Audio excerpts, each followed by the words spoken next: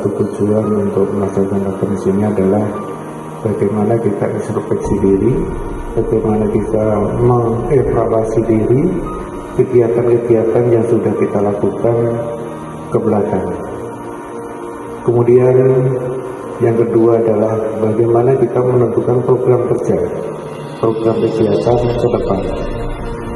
Dalam waktu yang singkat ke depan kita akan melaksanakan kegiatan pilkada serentak. Kita ketahui bersama bahwa kegiatan pilkada serentak ini semuanya mengikuti melaksanakan kegiatan. Jadi rekan-rekan ini yang diharapkan oleh organisasi untuk bisa melaksanakan pengamanan tersebut.